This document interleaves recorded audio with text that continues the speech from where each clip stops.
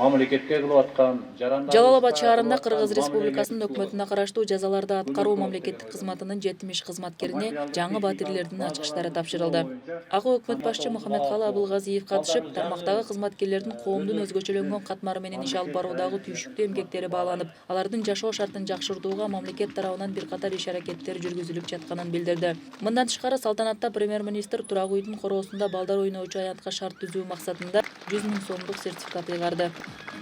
Бүгүн абдан кубана турган күн, себеби дегенде ар бир жаран, ар бир адам өзү үстүнө үйлүү болуп, үйлүү жайлуу болгон бул өзү турмуштагы эң маанилүү окуялардын бири деп эсептейбиз.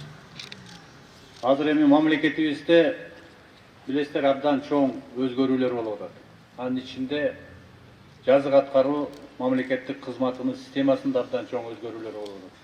Соттук реформанын алкагында именно ушул кызматтын ичинде мына жаңы гумандуулукту күчөтүү боюнча чаралар колдонулуп, мыйзамдарга өзгөртүүлөр кирилип, ал жерде пробация институту, медиация институту жана жарандарыбызды сөзсүз эле эркинен ажыратып соттобой, аларды жанагыдай айып пулга жыгуу жана башка жеңилдетилген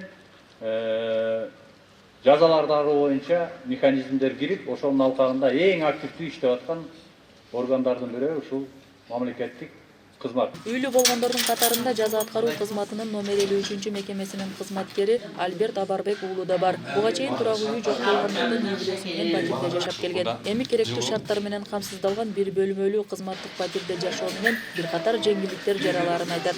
Эми азыр жеңил болот, квартплата төлөбөйбүз. Ошо өзүбүздүн үй болот, ушундан барып келип, жумушта жакын, алыста жашаган региондордон, башка региондордон келген кызматкерлерге ушундай биздин мамлекетибиз тарабынан кызматтык батирлер берилди.